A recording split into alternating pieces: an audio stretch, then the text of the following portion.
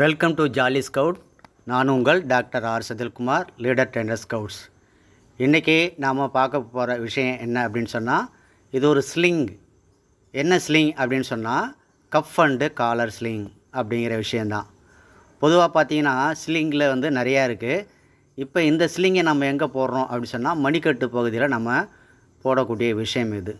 ஏன் நம்ம போடுறோம் அப்படி சொன்னால், முன்கை பகுதியிலையோ அல்லது மணிக்கட்டு பகுதியிலையோ அல்லது அப்புறம் பகுதி, அதாவது கையினுடைய மேற்பகுதியிலையோ அடிபட்டு போச்சு, பெயினாக இருக்குது அப்படின்னு சொன்னால் நாம் இந்த ஸ்லிங்கை போடுறோம். போடும்போது என்ன செய்யணும் அப்படின்னு சொன்னால், இந்த ஸ்லிங்கை போடுறதுக்கு நாம் ஒரு க்ளவ் குச்சி ஒன்று போடுறோம். க்ளவ் குச்சி போடுறதுக்கு என்ன செய்கிறோம் அப்படின்னு சொன்னால், ஒரு நுனி பகுதியை நீளமாகவும் இன்னொரு நுனி பகுதியை ஷார்ட்டாகவும் எடுத்துக்கணும். அப்படியே பார்த்தீங்க அப்படி சொன்னால், இந்த துணியை அப்படியே கிராஸ் பண்ணணும். ஒரு நுனியை எடுத்து அந்த பக்கமாக போய் கிராஸ் பண்ணி பொறுமையாக வலிக்காமல் என்ன செய்யணும்னு சொன்னால், அந்த மணிக்கட்டு பகுதியில் படிகிற மாதிரி அந்த கட்டை போடணும். அப்போ ஒரு நுனியை கொண்டு வந்து என்ன செய்யணும் அப்படின்னு சொன்னால், அந்த ஷோல்டருக்கு மேலே படிகிற மாதிரி நம்ம கையை வச்சிடணும். வச்சிட்ட பிறகு அடிப்பட்ட கை பக்கமாக நாம் என்ன செய்யணும்னு சொன்னால், முடிச்சு போடணும். பொதுவாக ஃபஸ்ட் எய்டு அப்படின்னு சொன்னாலே நம்ம அந்த முடிச்சோட பேர் என்ன அப்படின்னு சொன்னால், ரீஃப் நாட் தான். இந்த கை பக்கமாக தான் அடிபட்டுருக்கு. அப்போ அடிப்பட்ட கை பக்கமாக நம்ம என்ன செய்கிறோம் அப்படின்னு சொன்னால், அந்த காலர் போன் பிட்டு இருக்குது இல்லைங்களா, அந்த பகுதியில் நம்ம ஒரு ரீஃப் நாட் போட்டு முடிச்சுடுறோம். இது பேர் தாங்க கஃப் அண்டு காலர் ஸ்லிங்.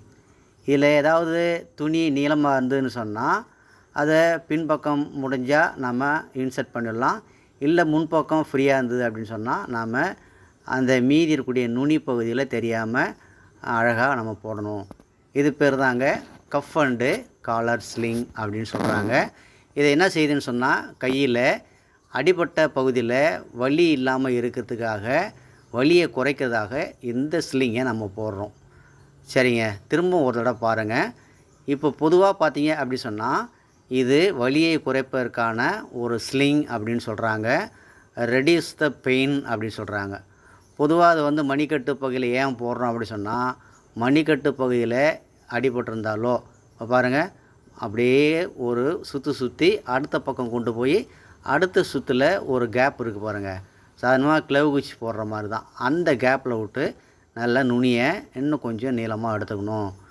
எடுக்கும்போதே நம்ம என்ன செய்யணும், அந்த கழுத்தை சுற்றி வர்ற மாதிரி.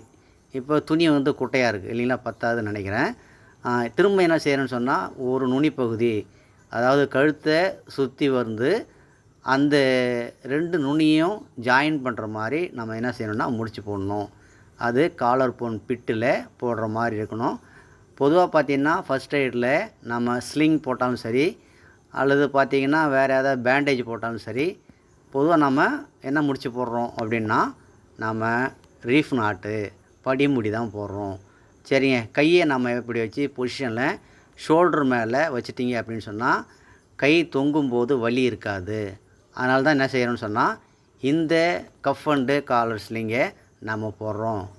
என்னங்க, எல்லோரும் இந்த ஸ்லிங்கை பார்த்துருப்பீங்க இல்லைங்களா? நீங்களும் என்ன செய்கிறீங்கன்னு சொன்னால், போட்டு ப்ராக்டிஸ் பண்ணி பாருங்கள். நம்ம வீட்டில் யாராவது குழந்தைங்க பெரியவங்க அடிபட்டாங்கன்னா அவங்களுக்கு பயன்படும். நன்றி, வணக்கம்.